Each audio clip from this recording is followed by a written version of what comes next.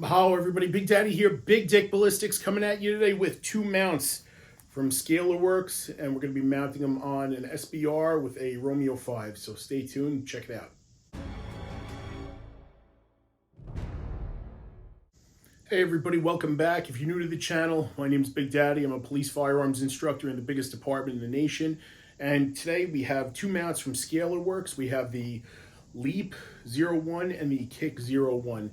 Now, they're both standalone, okay, but the Leap 01 is mounted for a T2 footprint style optic, red dot if you will, and the Kick 01 could be combined with the Leap to give you almost, oh my god, like above skyscraper height. And for those of you who don't know what a skyscraper is, that's a optic mount by Knight's Armament Corporation. We're going to get into that in a minute. If you're new to the channel, go ahead, hit that subscribe button, that notification bell. We bring you gun and gear reviews with that big dick energy. The responsibly armed civilian, law enforcement, and military personnel, or just anybody looking to get some more information on, products that are out there. It's going to be mounted to this super cheap 6 Hour Romeo 5. Now, for those of you who don't know the Romeo 5, it's an optic by 6 Hour with a T2 footprint, right? And now, for all my cop boys out there, cops are notoriously cheap. So when they're getting into entry-level guns and they don't know what they're doing, they get this, okay? And there's nothing wrong with it. Sub $150. There's a lot of knockoffs of it, by the way. So be careful. Make sure you're getting a 6 Hour one and not some, knockoff of the Chinesium, okay? But it's got a 2 MOA dot, T2 footprint, 40,000 hours of battery life, which if you've heard me before about optics and batteries, I always say January 1st every year or your birthday, just to make sure these things, are good to go when you need them. 1 MOA of adjustment, 100 yards. It's waterproof up to 3 meters, which I wouldn't even test it. Nobody out there that's using a Romeo 5 is going to be haloing, hey-hoing, or doing any kind of fucking rebreather work. So this is a knock-around optic for a flat range. I wouldn't take it into combat. I wouldn't trust my life on it. But if this is all you can afford, right, train with it, get good with it, see what its limitations are. So let's get into what it's going on.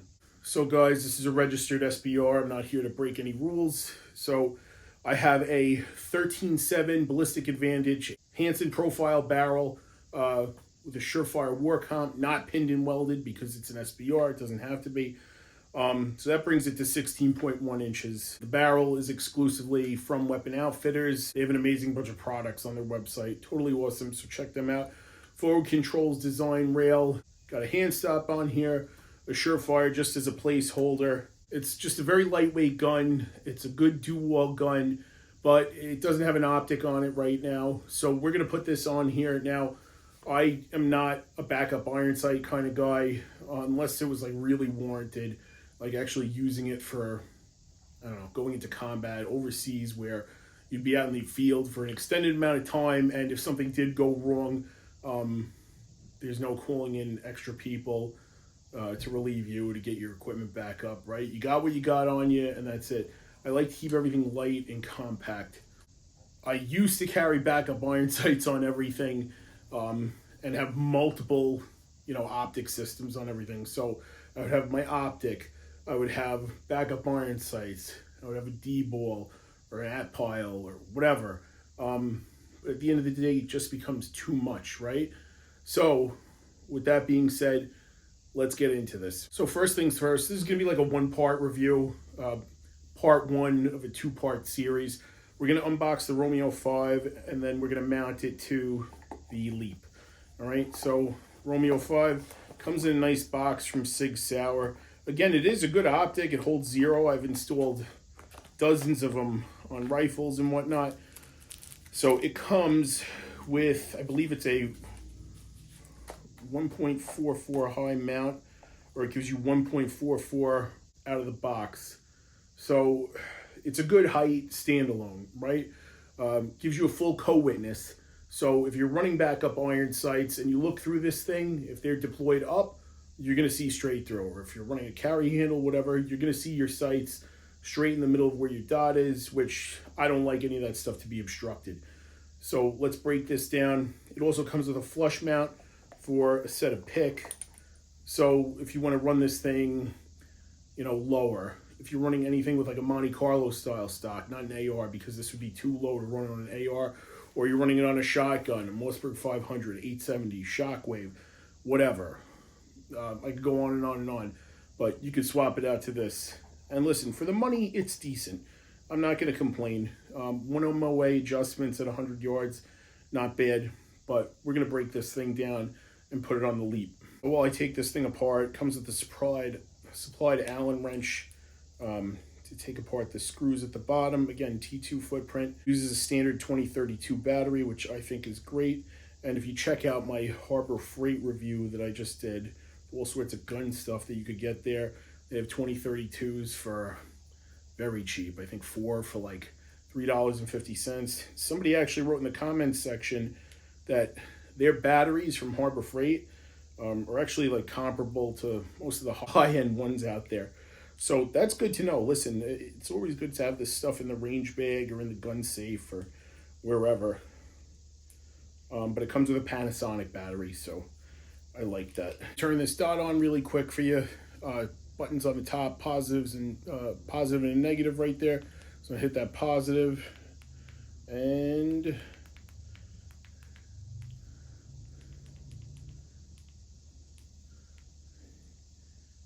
there we go. Very low. Okay. So I'm going to bring it right in front of the camera so you can see that dot. Let's see how this looks. Forgot which lens it is, but we'll bring it over. It's crisp. You can see it.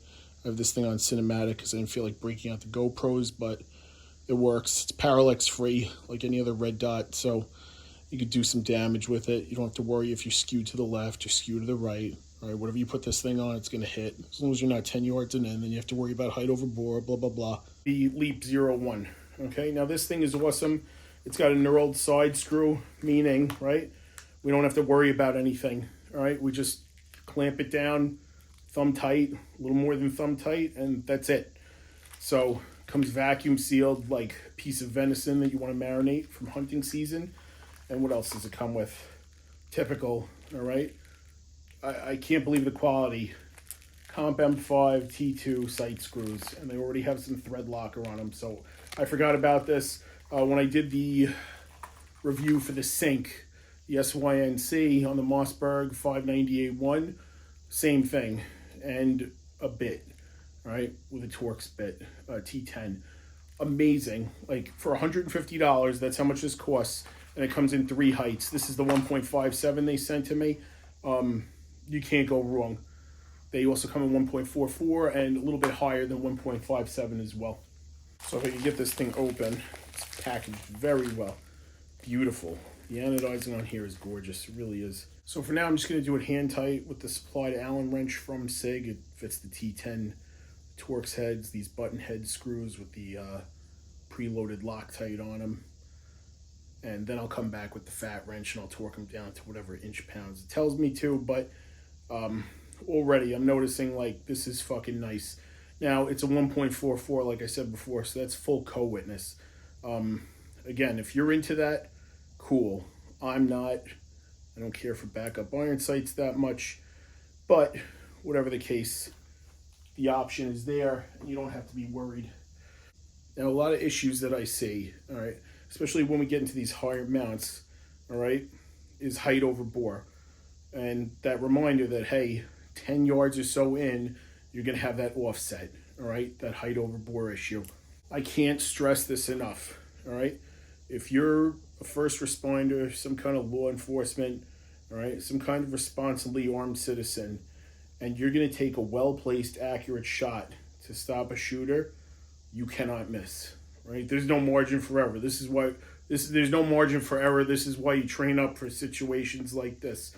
So when I qual guys and I see them dicking rounds down low into the chin, all right, instead of putting one in the dome right between the eyes, I'm like, hey man, I talked about this during class. Like, why aren't you doing it? Oh shit, I forgot. Or are you gonna forget on game day, right? Especially taking a hostage shot where you have pretty much nothing exposed to you, right? That's very bad, okay?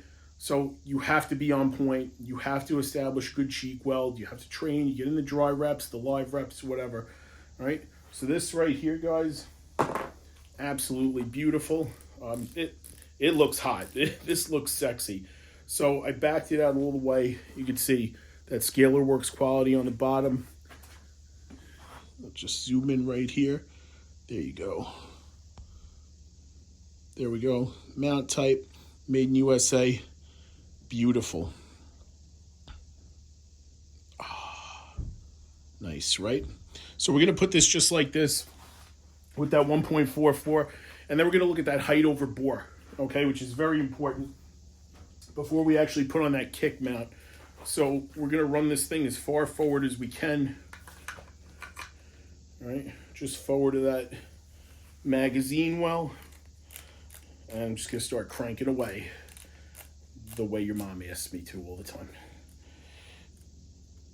Okay. Beautiful. Right there.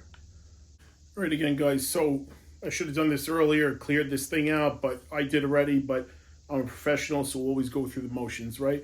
So ensure the rifle's in a safe direction, that safety is on, it's parallel to the deck, there's no source, and that chamber is safe, clear, and empty, right? No brass candy, so we're good to go. So at this distance, right, this is nice. When I come down, I'm not really like digging my head down to get into a good purchase on the rifle. Kind of naturally comes up to my head, and I like that. I really do like the Reptilia 1.93 mounts. I think that's kind of like ideal. It's very low profile. I have that with an MRO on another setup of mine. I think I have it on an MCX, Virtus Patrol, the green one. And it works great. It really does. The only thing is if I was to run a backup iron sight, it's just a post right through the middle. So I can't really get much done, but this is nice. So, and it's incredibly lightweight too, which is awesome. So when I bring this thing up from a low ready, it kind of fits really well. I run my stocks out about one click because if I'm going to use this thing, it's more than likely going to be in a CQB environment. So come up, and it's just there. It comes right into my focal plane. Boop. Yeah, I like that. Now, enter the kick, right? What's the kick do? It gives us another point. So this gives us 1.57. The kick gives us another. Let's look at the box because I can't remember everything off the top of my head. The kick gives us another 0.69. So 1.57 to 169, just a little over 2.25, or about 2.25. The Night Skyscraper is 2.33, right? So this is just floating around the same area. That's very high, okay? And now it's going to change your cheek weld to a little bit more of like a chin weld in a sense. So that has to be repped out. If you're doing any kind of force on force, you need to rep this stuff out dry. Then you have to do it on a flat range, and then you really should be like incorporating a little dynamic stuff into that, right? Taking the threshold, shouldering the rifle, taking the threshold, shouldering it from presentation, low ready, high ready, short stock, so on and so forth, to get that good muscle memory in. And you have to do it multiple times. You can't just do it one day and be like, hey, I'm good to go, okay?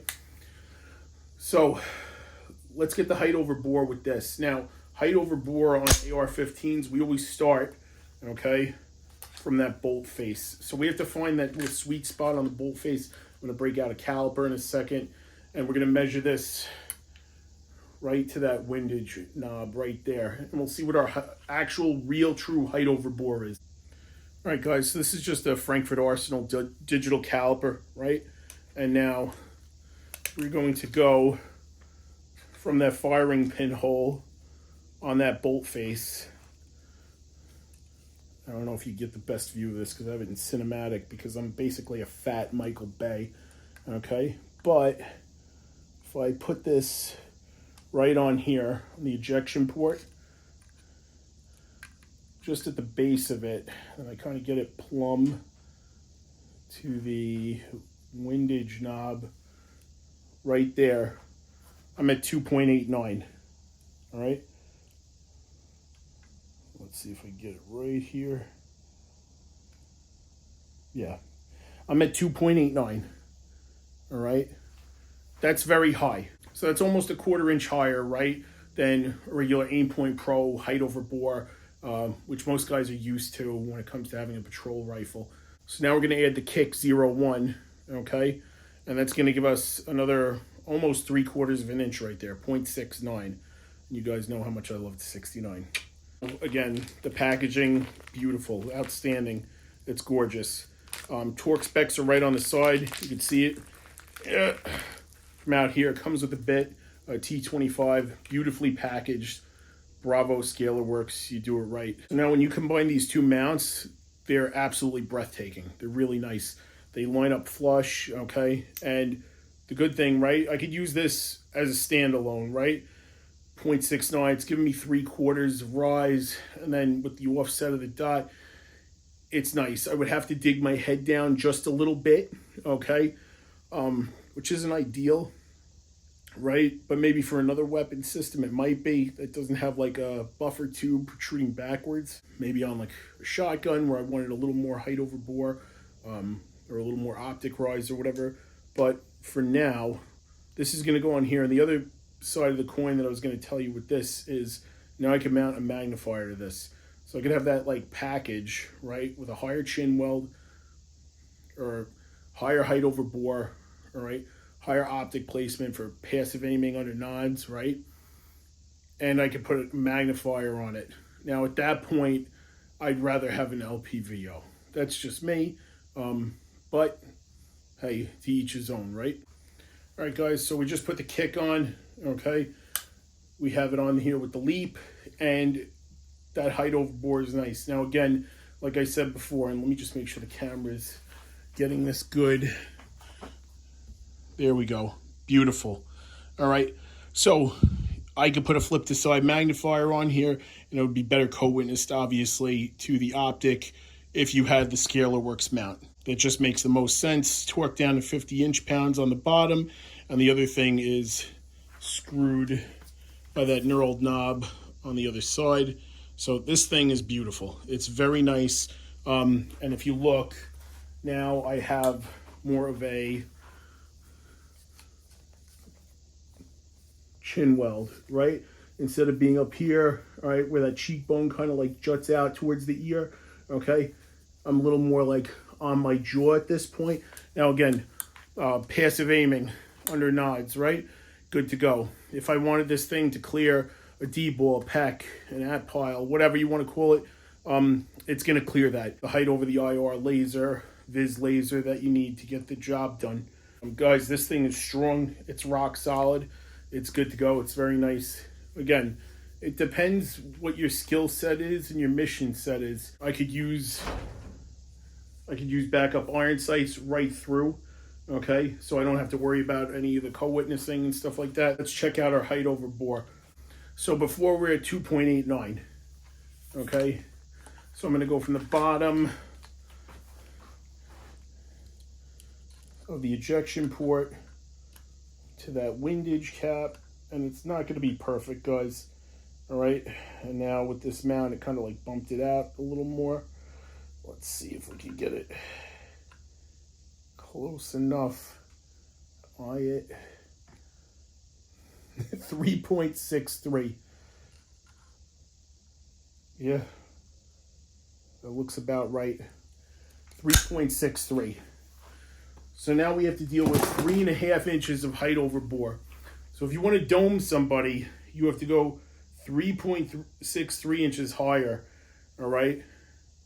So essentially you're aiming, shit, if they're balding at the top of the hairline, all right? But let's say it's a practice qual, right? Just remember, if you're shooting for score, right, whether it's on a B8, silhouette, Q, whatever, 3.63 inches higher because of this, all right? So I talk about it all the time, and I can't stress it enough. Training, training, training, right? There's a lot of dudes online on forums that have Gucci shit, and I respect that. I love guns. Everybody should have guns. This is America's rifle right here. But if you're going to talk shit on there, and you never have to perform for game day, I feel sorry for you, and I feel sorry for the people that are around you, because in order to safely, effectively manipulate and operate this weapon system, you have to train with it, right?